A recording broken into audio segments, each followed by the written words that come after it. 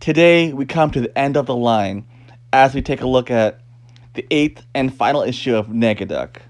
It was written by Jeff Parker, with art by Cyril Cangelosi, and the main cover being done by Jay Lee and June Chung. The issue that I own's cover being done by Jeff Parker. We'll see if this series will end on a high note.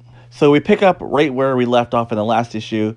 Dr. Doozy and Horrible Herod reveal to Negaduck that they're replacing him with a robot duplicate.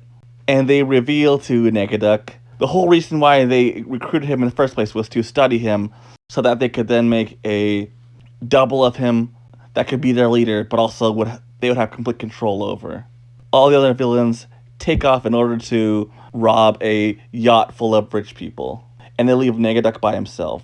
But because Negaduck is not an idiot, he is quickly able to escape from his cage. We see that the villains have boarded a yacht, but the rich inhabitants are not cooperating.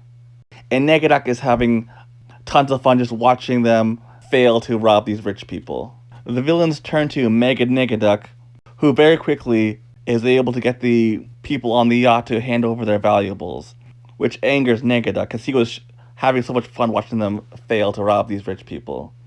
The villains are now back at their lair enjoying their victory over the rich yacht owners when Mega Negaduck comes in and says that the island is now being surrounded by the authorities and that's only a matter of time before they're all arrested. But he has a backup plan that will allow them all to escape, where we actually get a nice callback to the classic Darkwing Duck episode, Life, the Negaverse, and Everything, as escape plan is a large cake that opens up with a portal inside of it. So one by one, the villains jump into the portal. And that's when we actually get a pretty good twist, because it's revealed that Negaduck had disguised himself as Mega Negaduck. That portal that was supposed to send them to safety was actually just sending them to the Negaverse. And Negaduck reveals that he had figured out, and that whenever Mega Negaduck had been moving around or talking, it was actually Dr. Doozy was actually controlling him the whole time. And after revealing how he figured everything out, then Negaduck throws Horrible Herod into the cake as well, banishing him to the Negaverse along with Dr. Doozy. And now with all of his potential allies turned enemies taken care of, now Negaduck has an entire island base to himself. This was a pretty fun comic, and a solid way for this series to end.